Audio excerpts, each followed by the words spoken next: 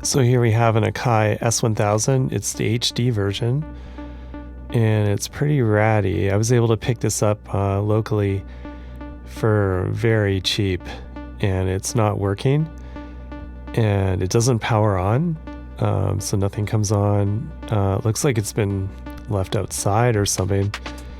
It's got lots of grime on it, and it's just, seen better days. Looks well used, but definitely needs a cleanup and needs to look, good look inside.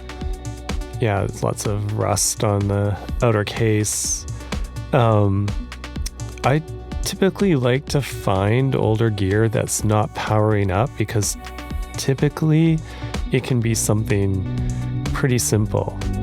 So in this case, we're going to open it up and see. Here's the old sticker for the HD version, which gives you some instructions about the hard drive, how to handle those old big hard drives, put them in park, etc. Okay, so let's open up the cover, just see what's inside this thing. And it looks pretty good inside, actually. I thought it would be quite a bit dirtier.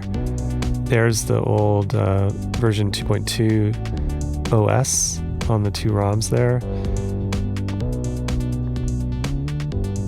It's got dust in it. There's the old chassis that holds the hard drive. Got some rubber shock mounts there for the drive. We're going to pull all that out. There's the 50-pin cable, SCSI cable for the drive, because it's not needed. We're not going to put a big drive in this thing anymore. There's the power supply.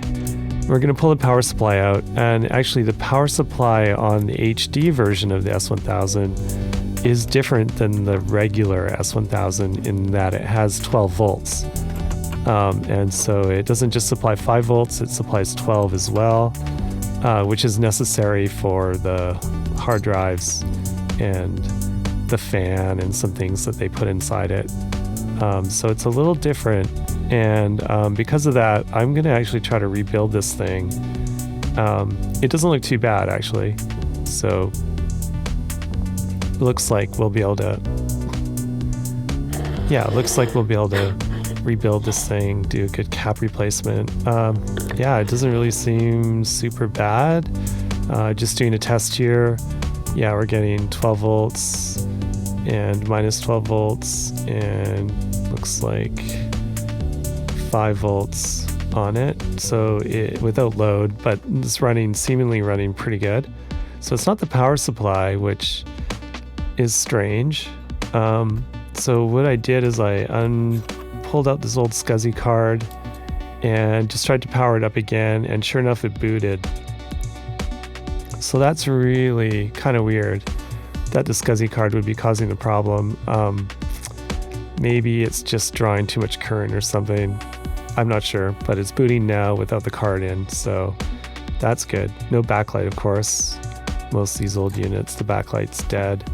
And we're going to put a new display in, a new LED display, and we're going to pull all the backlight inverter stuff out. So yeah, let's get opening the front cover here. And that's pretty straight ahead. Just some screws on the top and the bottom, and it sort of pops out pretty easily. And you just gotta undo that cable to the display. That's about it. Or sorry, that's the cable that connects the keypad. So yeah, take that. Now it's pretty grimy. I took off the back circuitry, and I'm gonna use my old trick here. This is Vim, which is not a bathroom. It's like a kitchen cleaner. It's kind of a creamy, high potency cleaner, but it's pretty good on paint. Like, it doesn't cause any paint issues, and it totally just eats away this grease. And the panel just came out looking pretty much brand new. So that's my trick. Vim kitchen cleaner for your panels. They basically come out spotless. And once that was dried off properly, I'm going to install some new XLR inputs on the front. So they're not an exact match for the ones that were there, but they're brand new. And I resoldered the connections on the back, so that'll just make it look a little nicer. Yeah. And yeah, time to look at the display. So the display is display is fine. The backlight's shot, which is typical, but the old backlight inverters make noise, and it's not the nicest looking display. So I kind of splurged a bit and bought a new display off Studio Services from Germany. These guys ship these displays all over, and this is the S1000 model. So we're going to put a nice new LED display in here. It won't require a backlight, which is awesome. And I've already pulled the inverter and all the stuff out of it. So that should just drop right in, look awesome. A friend of mine had one of these put in his S1000, and I saw it and I was like, you know what, it's worth it. The display actually cost more than it cost me to buy the whole sampler, which is kind of sad, but it was, yeah, it's worth it.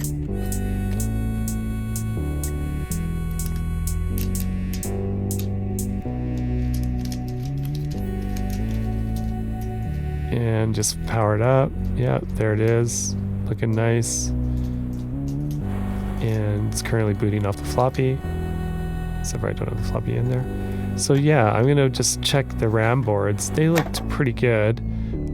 Typically you'll find that's the 8 meg expansion in the second slot, and then in the first slot you always find the 2 meg factory board, and that's just the default RAM board that comes with it. So this particular model has 10 megs or 5 megawords. Yeah, those look pretty good. They almost look brand new. And the case.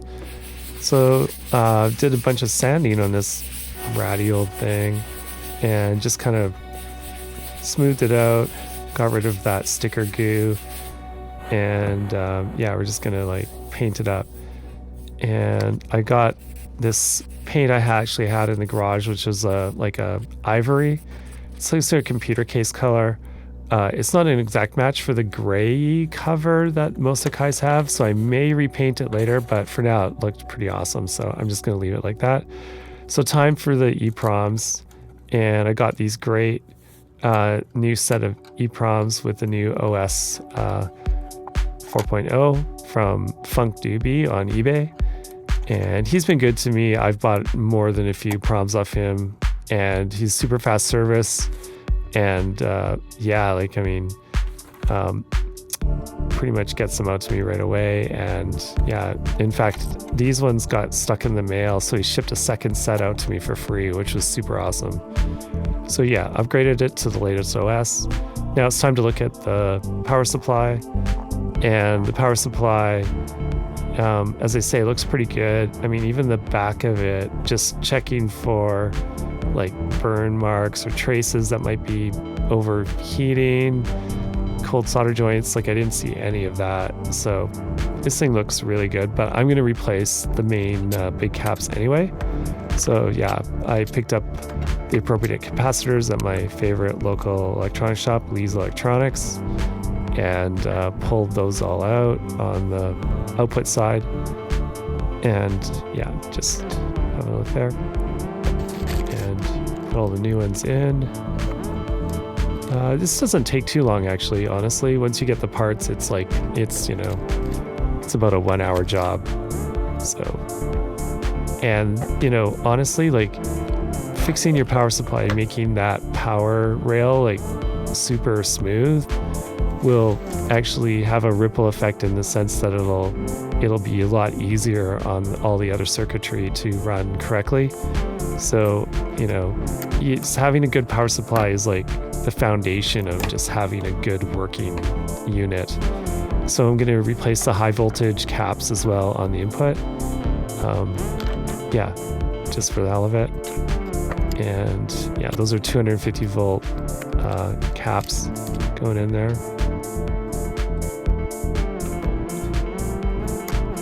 Yeah, so we'll put that thing back in and do a test on it. I'll make sure that it's running properly and that it has, it's, you know, not misfunctioning before I actually hook it up to the main circuit board.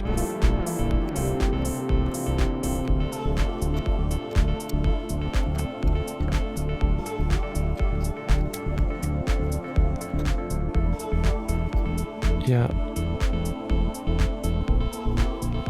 Yeah, it seems to be working. So that's good. All right.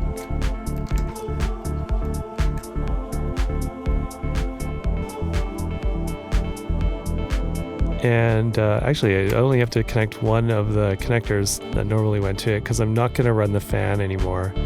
The fan was mostly there because the hard drive was there and it gets hot. So S1000s don't have a fan. So essentially, this is an S1000 now without the big clunking hard drive inside it. So I'm just going to leave the fan unhooked because it's noisy and why bother?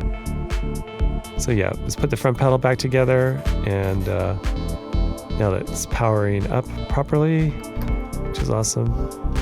Double check everything. Yep, looks good. Yep, keypad's working, buttons are working. And instead of that old SCSI card, I'm putting in my new SCSI card that I designed and built. And I have these for sale shortly. This is the V1 prototype, so the new ones are a little bit different, a little more robust. Yeah, this new SCSI card enables me to get Zulu SCSI on a DB25 on the back. There it is. There's Zulu SCSI Pico with a disk image with 7 different CD-ROM drives on it. And we'll just plug that in. And so literally this thing has we'll have thousands of sounds on it now. Yeah, so I'll just test the hard drive, and you can see here, it's gonna load in a sec.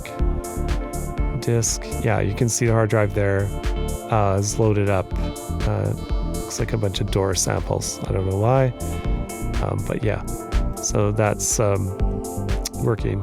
Yeah, so hard drive's working, SCSI's working, and we got lots of sounds on there, and yeah, it's awesome.